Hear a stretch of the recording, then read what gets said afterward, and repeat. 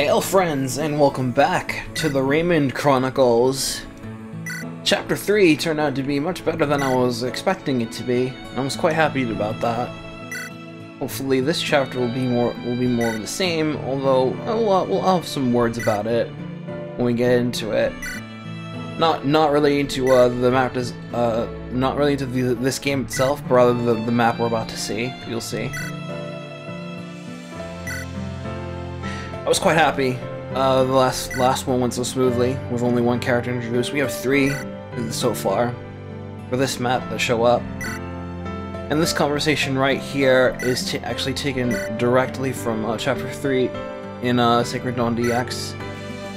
Josh, Ryan, and Alice are all exchanging the morning pleasantries after a bad night of cooking.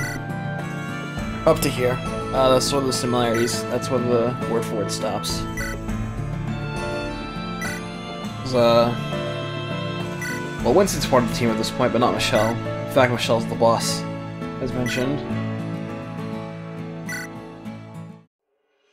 So now we have more turncoats. Man, these guys are the Mond Empire is just not able to keep their dudes in check. It looks like. This is why everyone calls me Ray. The Mond is the moniker, part of my moniker that I have discarded because it is ill-fated and ugly.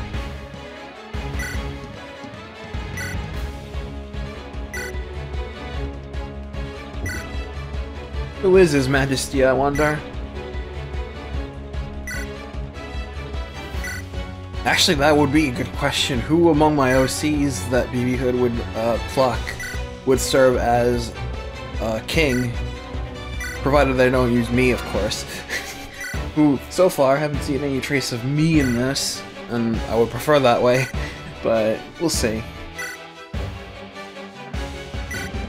So yeah, otherwise seeing Mond's rank and file just cannot get their act together, period. Sucks for them. It's Chapter 4. So this map is taken directly from Chapter 5 of Sacred Dawn DX. I remember it well because of its bloated size and stuff. Julie and friends were looking ahead and they saw a bunch of Begnion soldiers mixed in. They didn't know it was Begnion at the time. Corralling the Dawn Brigade, or 4 members of the Dawn Brigade, Micaiah, Edward, Leonardo, and Nolan, and they needed some help. And Julie thought this would be a good time, and hey, let's lend a hand! Those guys look like they need help. So they did. I look at this map now, and it's like, it seemed okay to look at the time, but a lot of what I said about Chapter 3's map last time can definitely apply to this one. And a lot of the size bloat here you see here was a result of me increasing the movement size of both the characters without really taking into the account of screen size of the resolution of the GBA screen. That's stuff you have to keep in mind when developing a game. And we got new characters, starting with good old Charlie. Good old Charlie. Secret employee. 50 strength, 40 magic, 55 skill, 80 speed, 30 defense, 30 res, 65 lux, 70 HP. Nice. Very nice. Stop that. As a thief, he has Lock Touch as a basic ability, and Steal. Stealing in Lion Throne allows you to steal other unequipped items and weapons that are just there, unequipped. Steal anything you like. And the only caveat is that you need to just have lower speed. 4 con, wow, that's really small. That's tiny. Charlie's like a 7, bro. Anyway, Charlie is a shrewd spy gun under royal employee, an acquaintance of Alice and some other Melek citizens as he frequents the inn she works at whenever he's gathering intel, or even when just taking a breather. Nice gust blade, by the way. This is the wind magic sword. Stop that. I'm always mixing up these buttons.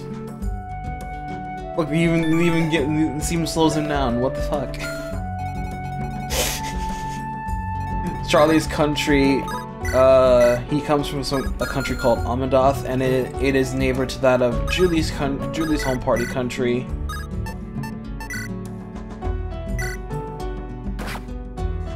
And Alice the inn she works at is along the border between the two.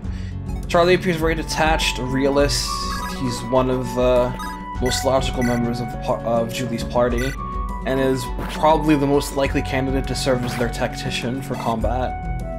He is a combat pragmatist at his core. He will always seek out the most favorable outcome of a situation, whenever possible, in battle or otherwise, and he is not afraid to manipulate the situation to his and his country's benefit. As such, his attitude may come across as callous. Yeah, boys, critical. Yeah, boys, critical. Critical skills, so good. Archer's having it is just really solid.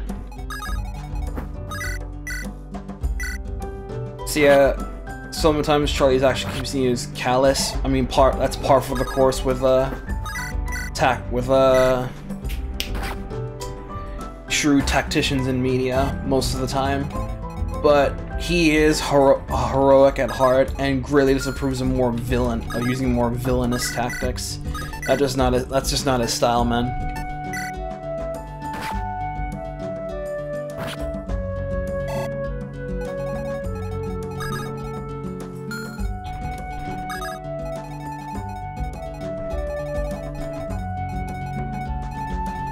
I'm gonna leave Michelle to her devices because if I feel like she'll be okay, provided she'll survive, and we'll have her back off, and then I'll heal her up. No, he's too weak, poor thing. Oh, Charlie. So, Charlie has a morality pet in his lover, Melanie. Melanie is the character that was mentioned previously in Chapter 3. In Chapter 2, who Cliff tries to kidnap, but Julie has to stop him. At the time of a Sacred Dawn DX and before characterization and backstory was completely rewritten, Melanie was a slave dancer owned by some creepo who Charlie rescues from and leaves in the care of Winston's sister Monica. And her gentle nature and positive attitude rub off on him. And he's seen as a positive influence on him. Hey, conductance! Get that neat tech there that Julie is providing. The Alert twins are the Alert twins. The Alert siblings are like, yeah, we in there.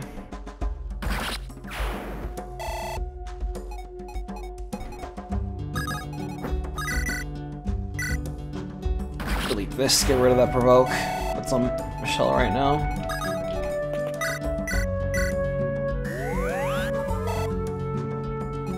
Melanie still currently serves as a morality pet and lover, but the circumstances of the relationship are different now. And the relationship is no longer rescue romance. Charlie was made as a part of Julie's party way back during the Julie Kai Chris era and served as the resident thief. Not really the tactician per se, though given how recent writing of his character is, may as well be now. Nothing really stood out about him regarding his design. In ASTDX, I decided to give him a new look because I realized he was looking a lot like Kai, and he almost was starting to look like Melanie. So I decided to just let his hair down. And then more recently, I realized that he was sharing his Kai's color scheme. I was like, nope, gotta change that now. So I changed that too. Yeah, Worm's Fire! Worm's Fire is hot! It's an AoE spell, baby! Josh is gonna have fun with this one.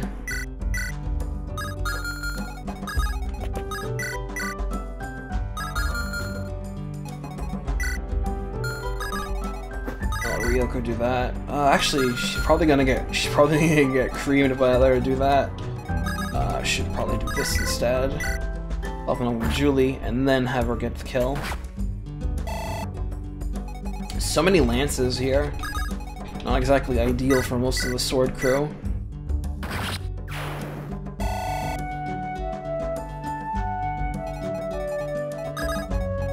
Charlie's gotta do something. Protect Amy. Actually, he's gonna go in that forest. That's totally probably. That's gonna suck. Use the iron sword then, I guess. Let's see if we can draw some fire.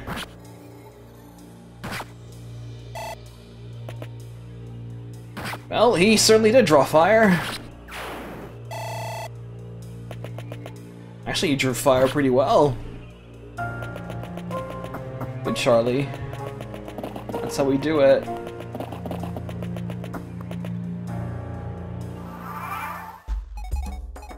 Sorry, there we got Draco's now, not you. With the Cormac. I'm pretty sure I gave you a chibi. Salver.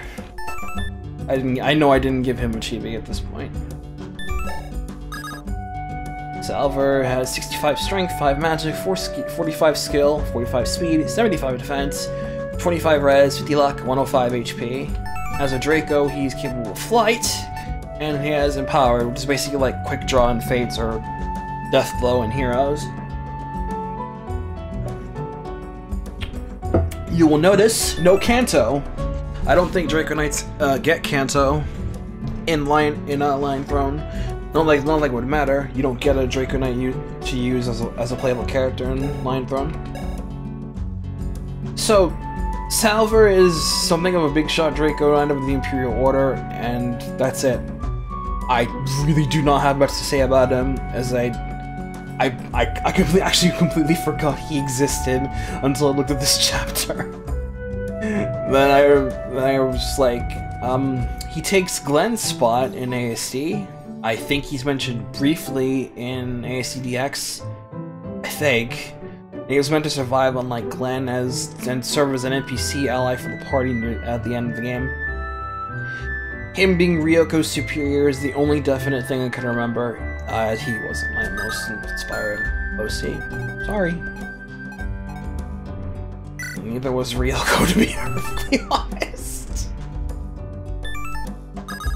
60 strength, 5 magic, 55 skill, 55 speed, 65 defense, 30 res, 50 luck, 95 HP. And it has the same skill set. Salver. Ryoko is Salver's right-hand wingwoman, chivalrous and dedicated to upholding the knightly vows, believes in fair play, and treats her opponents with dignity and respect. Certainly not a fan of treachery or use of underhanded tactics. Otherwise, she's sort of an awkward girl and has a hard time talking about things that aren't those aforementioned subjects. Ryoko's namesake and facial appearance are taken wholesale from the Ryoko seen in the Data East fighting game Fighter's History, to which that Ryoko is an XP of the real-life judoka Ryoko Tani. As you can tell by now, I tended to draw a lot of inspiration from other sources to my work back then, and not in very subtle ways. God, Winston's so good. Currently, Ryoko, as you can tell from her chibi, she was Cormac, obviously, and she didn't show up as a character. Like I did get to the chapter where she was going to join, chapter 10, on Josh's route.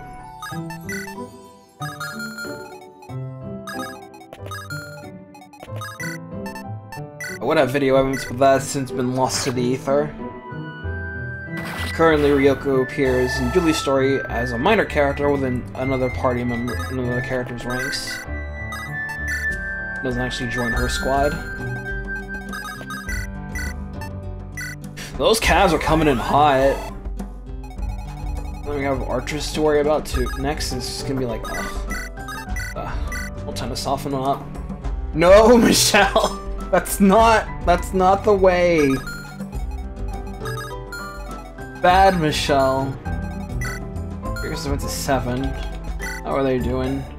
8 attack, 10 attack, 9, 11, okay. So slight damage. I think we can work with this.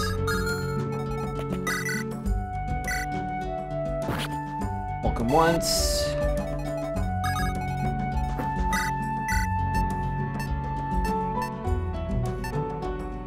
I'll do the longbow.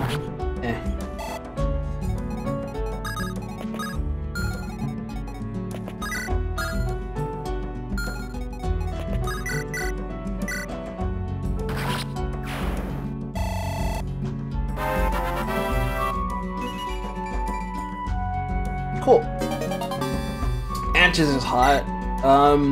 As mentioned earlier in the line thrown, your characters are only allowed to double on their phase to perform follow-up attacks, and can't do it on the enemy phase, unless you have Vantage. And if you have Vantage, then you can do it on enemy phase, and that's quite handy for Merms to have.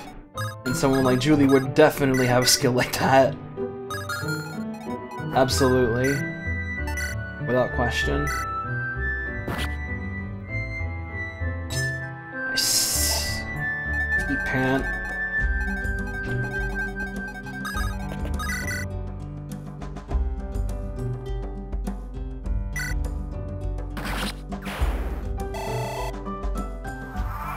How's this gonna turn out? Okay, please go after Alice. Don't double her though.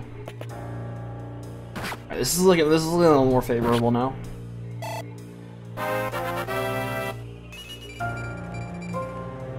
Good start. One Ryoko.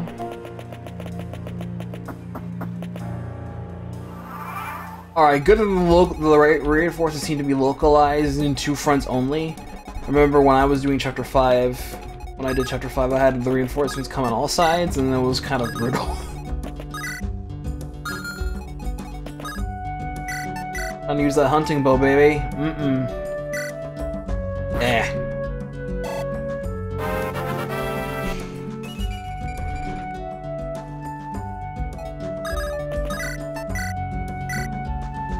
Take this.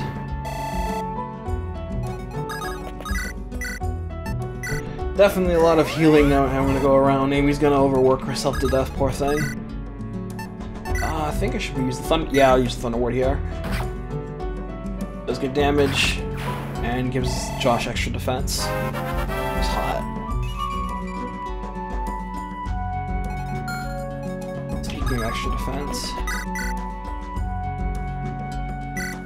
I think this archer actually drops this longbow.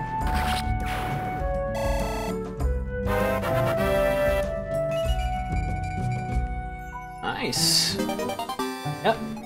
There it is. Not Julie. Winston has the Worm's Fire, yeah. I need to give that over to Josh soon. So we can 420 Ignis.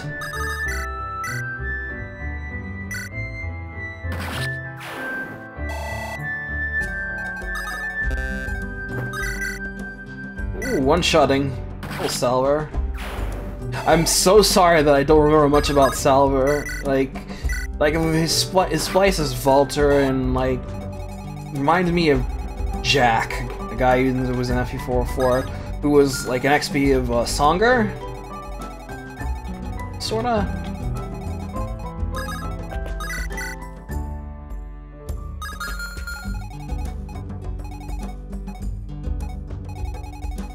Yeah, I'll have Julie do this. She'll probably get some hit on the archer, but she should be okay. You're a good girl.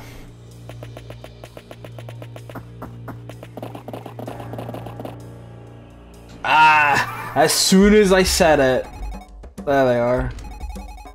Of course, nothing ever comes for free.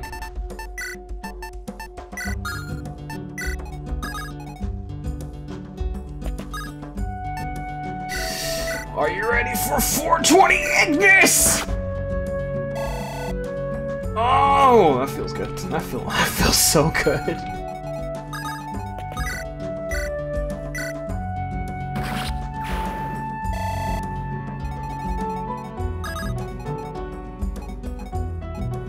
Oh, he's over there.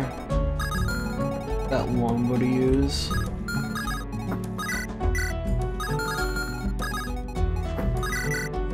Oh man, Sal with the clutch kills. Should I call him one-shot Sal or something? Ah! Boy, you filter, don't fall on me.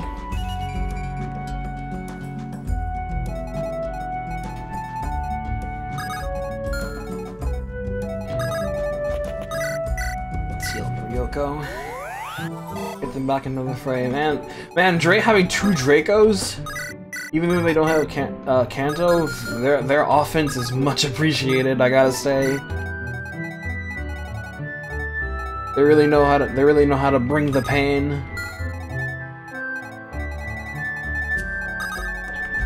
Yeah, I'll have Rico do this.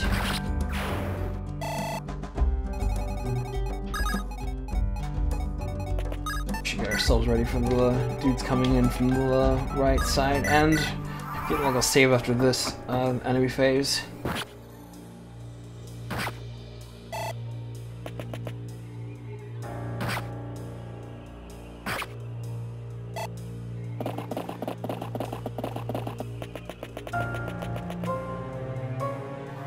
Okay, just let's do that. Save here. Over that.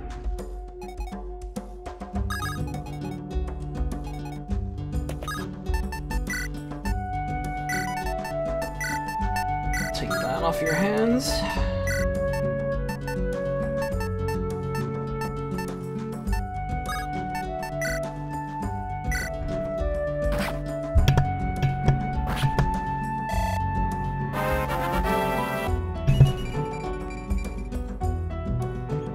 Cool.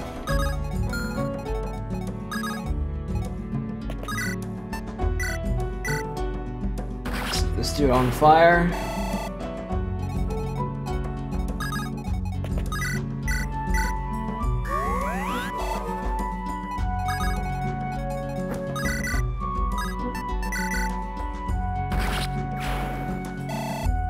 So far, I'm feeling this map is nice.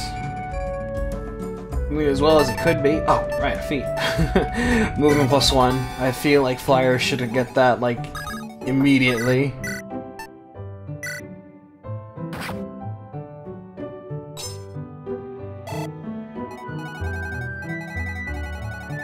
Pressure seems to feel like it's just right. And I don't feel that overwhelmed, especially with the help of, the two Dracos. They are really carrying this. Without them, I feel like this would have been a lot worse. No,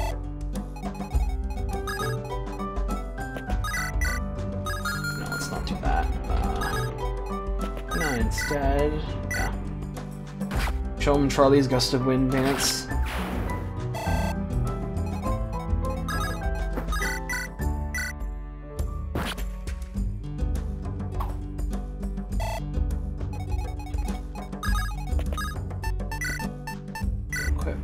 Iron sword. And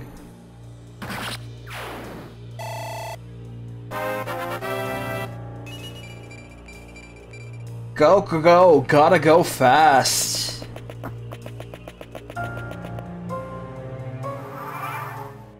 It's my girl.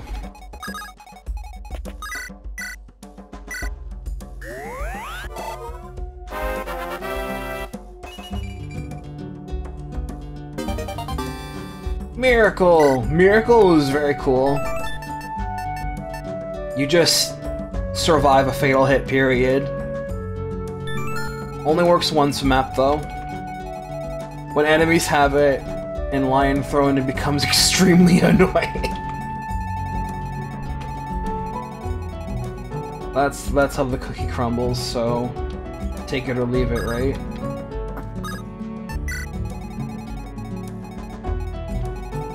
Man, this map is really too big for its own good. There's one that's even worse in this regard than this one.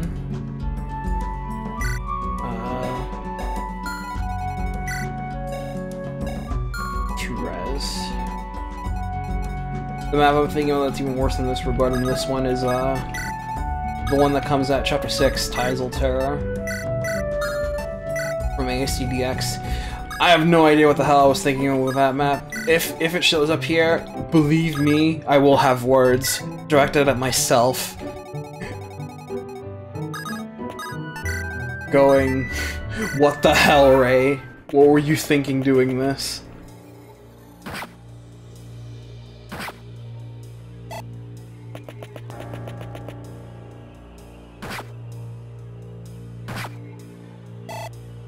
I have to deliberately avoided Josh. What the hecky?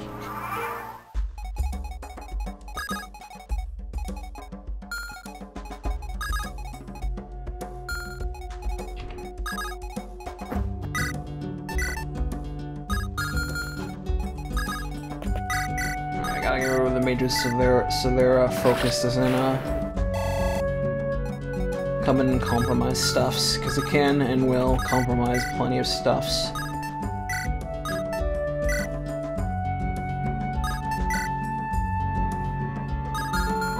I should do this instead. That way Rio can swoosh on in. Let's see if we can do this. And get a reliable hitter in. No, I guess not. Ooh, big boy. Free flying Joshua.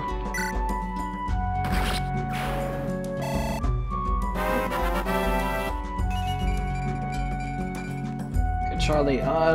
Crit's procced. Yeah, Ryan's got crit ready. That's cool. I'll open fire on one of those cabs then.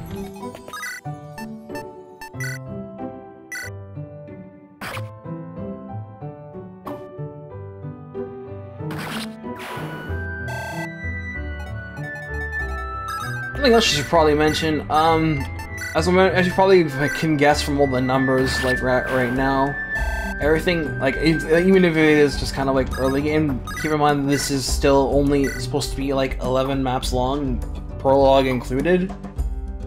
So we're almost about halfway through the game. And the numbers game so far has, well, like stat numbers so far, there's been, it's small scale. And what I really appreciate, Lion Throne is like this as well, and this is using Lion Throne's statistic formula as well. I always do feel like Fire Emblem works best when the stats are smaller scale. Part of the reason why Thracia or the Arcania games resonate so strongly with me. Oopie. I must like that. Go get him, Amy. And why I'm not particularly fond of the higher difficulties seen in Shadow Dragon or New Mystery. Because all the higher numbers games is just like, I don't like that. You have to take an entirely different approach to playing those games, and it's not really how I like playing Fire Emblem, so they don't really work for me. The low number stuff here will always just generally appeal to me much more.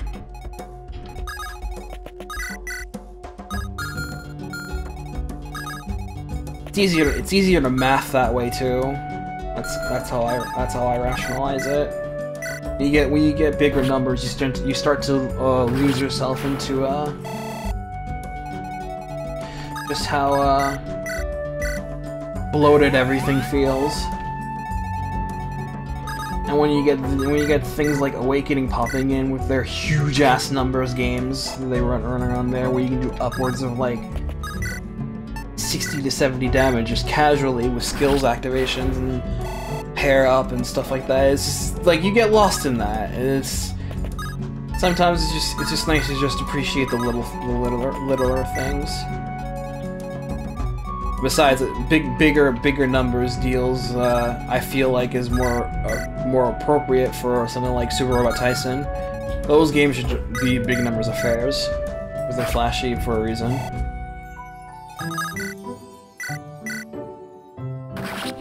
Worker.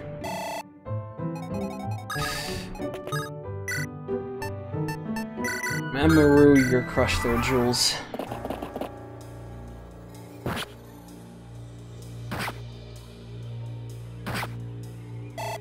Good old Vantage. Like I said, being able to focus on doubling enemies exclusively on player phase, that takes balls to do that, to do something like that and force a system like that, but it works a lot. I felt like it worked quite nicely on the Lion Throne.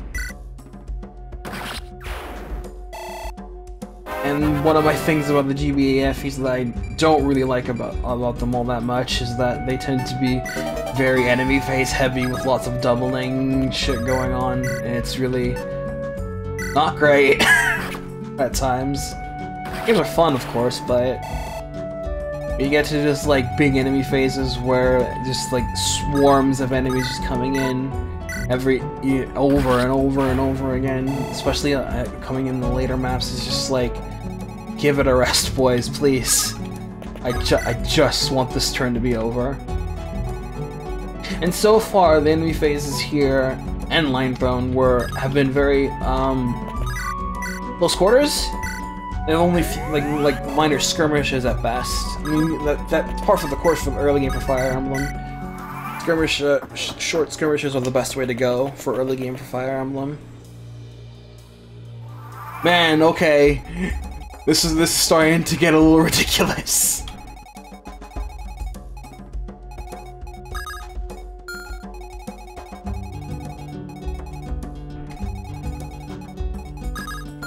Now, I had this problem too. I'm starting to feel like this map is overstaying its welcome now. I'm having fun and all that, but when you keep piling on enemies, there is a point where you have to stop.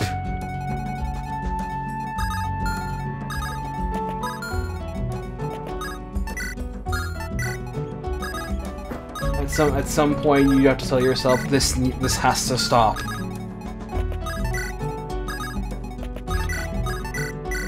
Turn right now. Didn't even bother attacking Salver. AI is not dumb. Oh, we got Dracos now. I think that's telling me something. Where's Josh? 420 Ignis. And hey, that didn't register as an attack, so he's fine.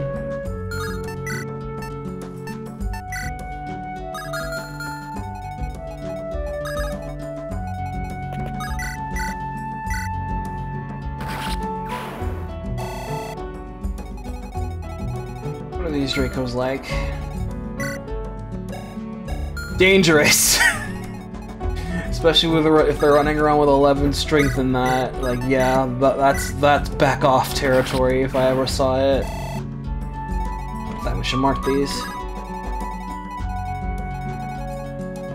Ryan's glowing like that because I believe his weapon is effective against them. So I believe they're considered beasts. So eat Pan, I guess.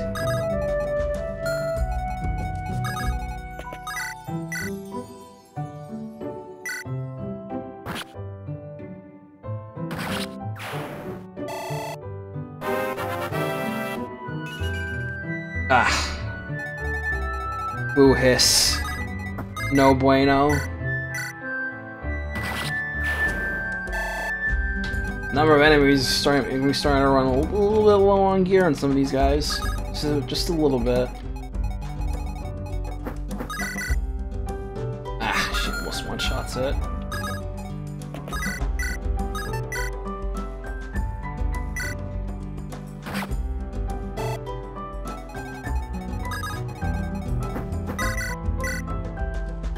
Mage is gonna be really annoying to take down.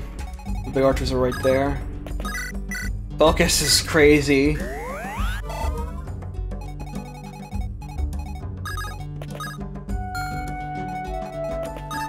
Back off a little bit. Please let those Dracos be the last.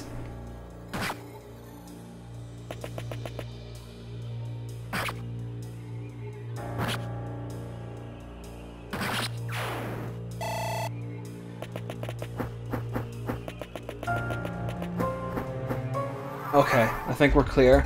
I'm gonna save here, just to be safe. Now let's have it. Let's not have it with Josh. I guess he'll go this way then.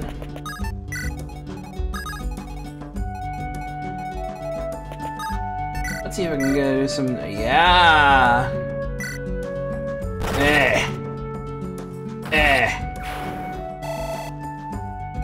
The critical skill is so freaking busted. I believe it functions off of FE4 rules, and that doubles your attack before defense.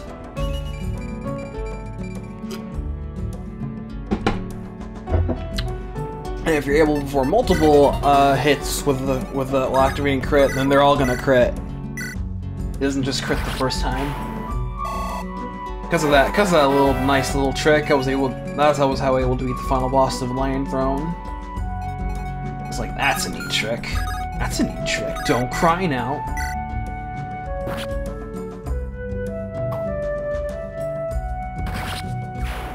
And I say it's busted, that's not necessarily a bad thing. I mean, of course, Fire Emblem can predicate itself on having all sorts of incredibly busted tech. That's part of the fun.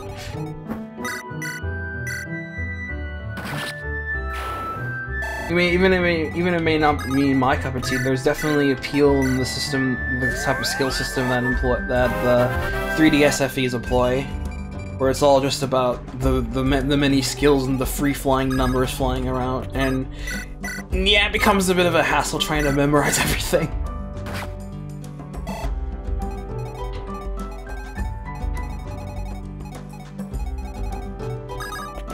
But who's to say there is no inherent reward in all of it when it comes right down to the brass tacks?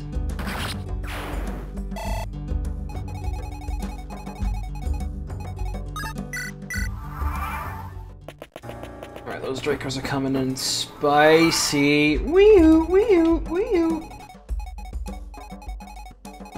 Alright, I need to check with Ryan before I commit. Oh yeah. Oh yeah, that's spicy. I'll back off. I want all hands on deck for this.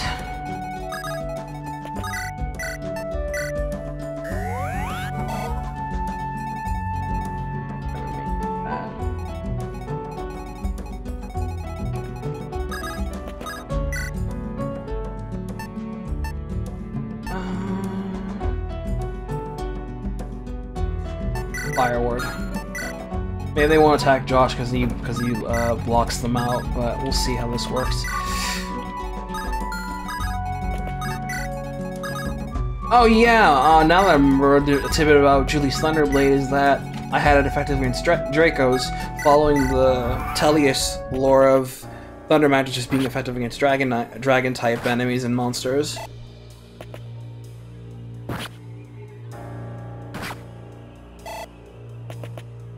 I don't think that's part of its lore anymore, though, considering that that's part of Heather's Spirit Sword lore, the Levitine.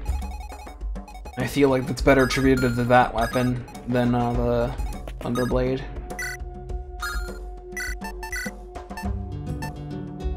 Oh, they're so strong, too.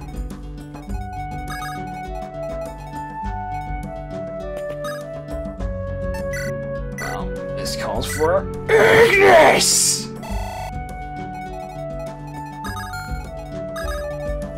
Alright, delete the mages first and stay a focus.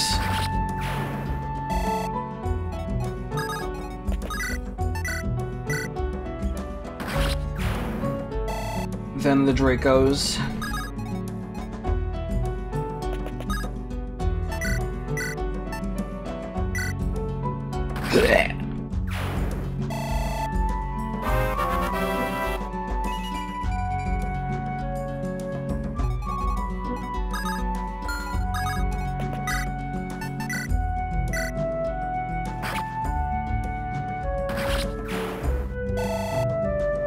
And finally, the lone soldier, who realized he is way too deep into this nonsense, and regrets his life decisions. And we're done! Great! So we're traitors now! Yep, that's definitely how Winston would react. Oops. Oops! Oopsie doodle! Doo -doo -doo -doo -doo -doo. Oh man.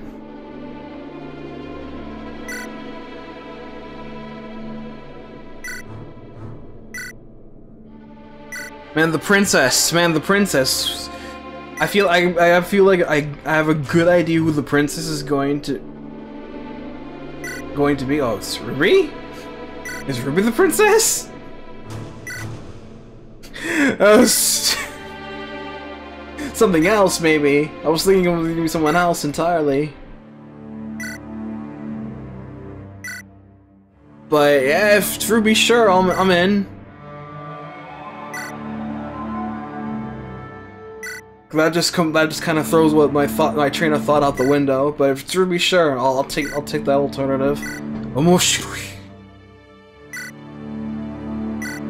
All right, guys, let's mosey. Like this map too. This was all right. My only genuine criticism I have, I feel like there was a little too many reinforcements. Like 2 waves too many. I feel like they needed to dial back after like 2 waves. The Draco Knights finishing off though, that was a good touch. Appreciate that.